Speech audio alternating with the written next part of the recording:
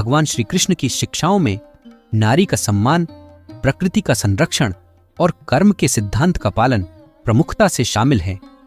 उन्होंने अपने जीवन के विभिन्न प्रसंगों और उपदेशों के माध्यम से यह संदेश दिया कि नारी और प्रकृति दोनों का आदर करना न केवल धार्मिक दृष्टिकोण से बल्कि सामाजिक और वैज्ञानिक दृष्टिकोण से भी अत्यंत महत्वपूर्ण है। आइए इन बिंदुओं को और अधिक विस्तार से समझें। नारी का सम्मान, रिस्पेक्ट फॉर विमेन। भगवान श्री कृष्ण ने हमेशा नारी के सम्मान को सर्वोपरि माना। महाभारत के द्रौपदी चीरहरण के प्रसंग में जब द्रौपदी को सभा में अपमानित किया जा रहा था, तब भगवान श्री कृष्ण ने उसकी लाज बचाई। इस घटना ने यह स्पष्ट संदेश दिया कि नारी के सम्मान की रक्षा करना सभी का परम धर्म है। उन्होंने कहा था, जहां स्त्रियों का सम्मान होता है वहां देवता वास करते हैं।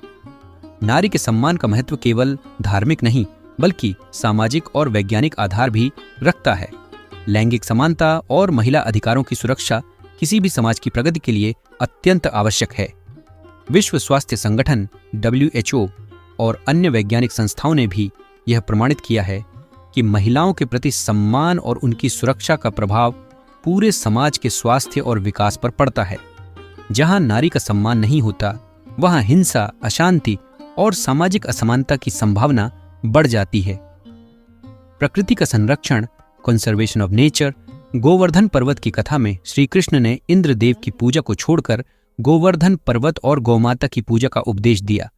उन्होंने कहा कि हमें प्रकृति की पूजा और उसका संरक्षण करना चाहिए, क्योंकि यही हमारे जीवन का आधार है। जब इंद्रदेव ने गुस्से में आकर ब्रजवासियों पर भयंकर वर्षा शुरू कर दी, तब श्री कृष्ण ने गोवर्धन पर्वत को अपनी छोटी अंगुली पर उठाकर सभी की रक्षा की। यह कथा पर्यावरण संरक्षण का प्रतीक है।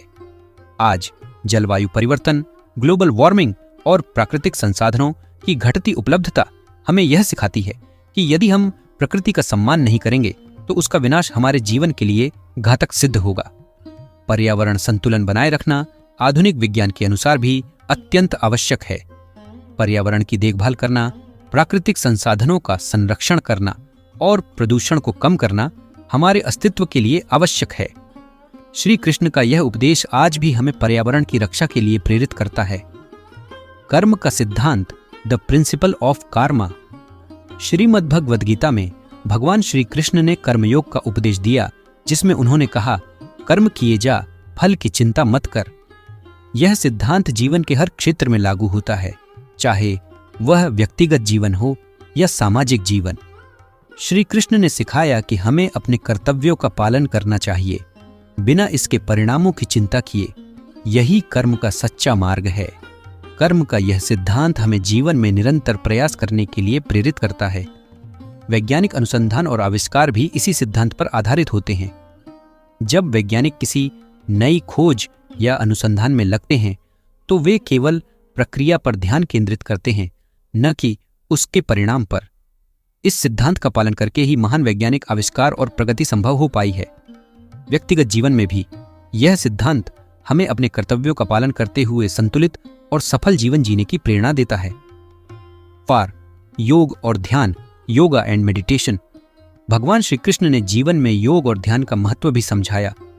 उन्होंने कहा कि योग और ध्यान के माध्यम से हम आत्मा और परमात्मा के बीच का संबंध समझ सकते हैं और मानसिक शांति प्राप्त कर सकते हैं। गीता में उन्होंने अर्जुन को योग के मार्ग पर चलने की सलाह दी। आधुनिक चिकित्सा और मानसिक स्वास्थ्य के क्षेत्र में भी योग और ध्यान को मानसिक शांति, तनाव कम करने और शारीरिक स्वास्थ्य में सुधार के लिए महत्वपूर्ण माना गया है। नियमित योग और ध्यान से मानसिक एकाग्रता और शारीरिक फिटनेस में सुधार होता है। यह आज भी दुनिया भर में अपनाए जा रहे हैं और स्वास्थ्य विशेषज्ञ इसे तनाव कम करने और सकारात्मक ऊर्जा प्राप्त करने का सबसे अच्छा तरीका मानते हैं। 5. नारी शक्ति और महिला सशक्तिकरण, वुमेन एम्पावरमेंट। भगवान श्री कृष्ण ने कई उदाहरणों के माध्यम से नारी शक्ति और महिला सशक्तिकरण का समर्थन किया। उन्होंने रुक्मिणी, सत्यभामा और द्रौपदी जैसी नारियों के माध्यम से यह संदेश दिया कि महिलाएं न केवल सहनशील होती हैं, बल्कि उनमें समाज में महत्वपूर्ण योगदान देने की क्षमता भी होती है। उन्होंने नारियों के आत्मसम्मान और उनकी स्वतंत्रता को बढ़ावा दिया। महिला सशक्तिकरण का महत्व आधुनिक समाज में भी प्रमुख है। शिक्षा, रोजगार और समान अधिकारों के माध्यम से महिलाओं को सशक्त बनाना सामाजिक और आर्थिक विकास के लिए आवश्यक है। कई वैज्ञानिक और समाजशास्त्रियों ने सिद्ध किया है कि जब महिलाएं सशक्त होती हैं तो पूरा समाज और राष्ट्र विकास की दिशा में आगे बढ़ता है।